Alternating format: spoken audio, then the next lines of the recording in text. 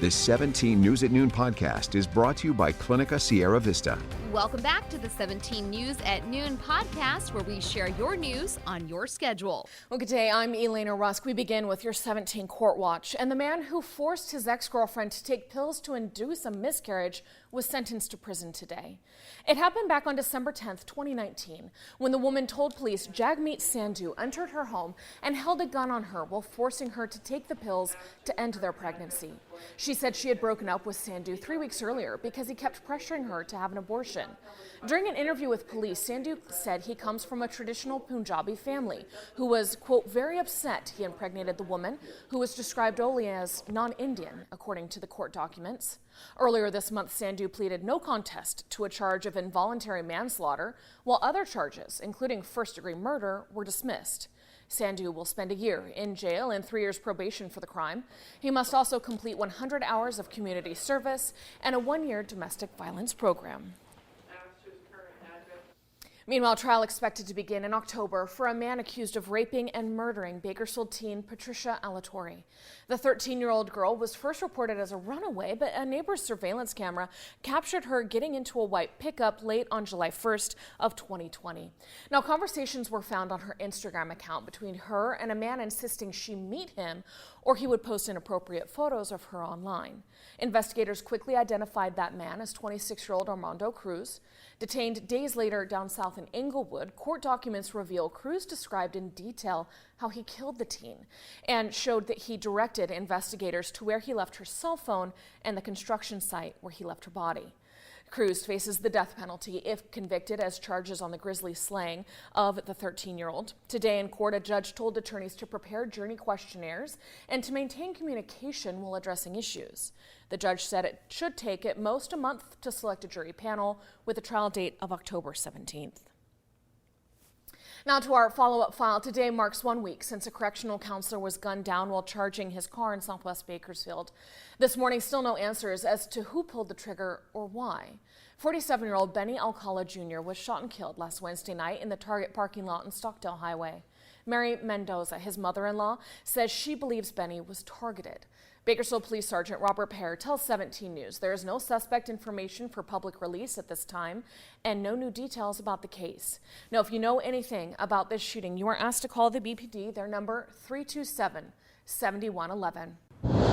Well, in business news, as gas prices continue to fall, a new report shows consumers are more confident than we've been in months and believe the future is looking brighter for the finances. This new confidence is apparently now driving a super early wave of holiday shopping. Experts say fears of growing inflation are causing more than a third of consumers to buy their holiday gifts now, concerned there will be fewer sales in November and December. Hoping to cash in on this sudden rush to shop, retailers like Costco, Sam's Club, and Home Depot are already rolling out their holiday sales and displays with big discounts on everything from apparel and appliances to sporting goods and toys. Walmart unwrapped its annual top toy list nearly a month early this year, featuring a majority of items under $50 and adding a new budget-friendly category called Toys Under $25.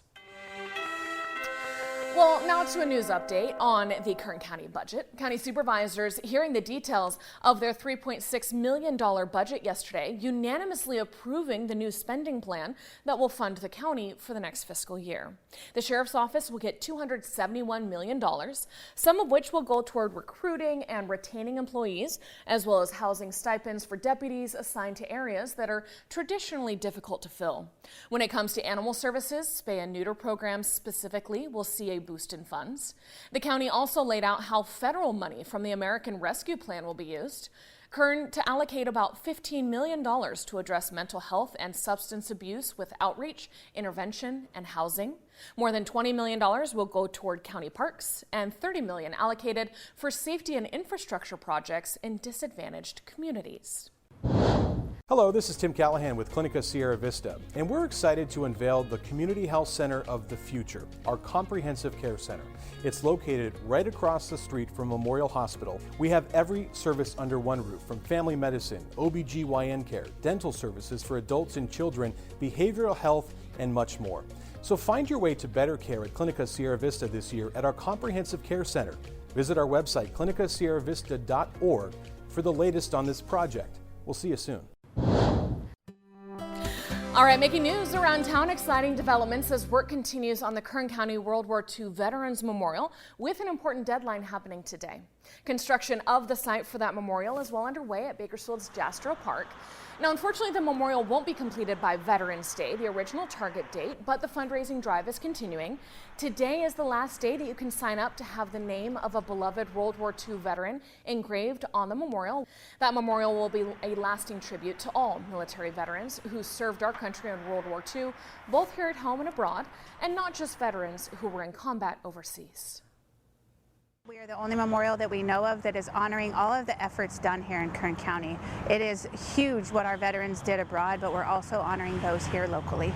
And that's something that's a first to us. And so it's really big that everyone know that they were a part in the war. It did take all of us, and it's a big deal to everybody.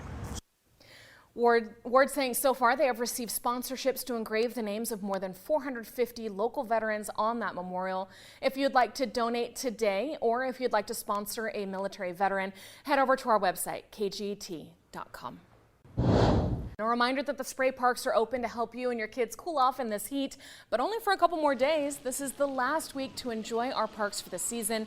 They're turned on each afternoon today through the holiday weekend, shutting off for the rest of the year after Labor Day on Monday. Just head out from 1 to 6 each afternoon, bring some cool water to drink and extra sunscreen.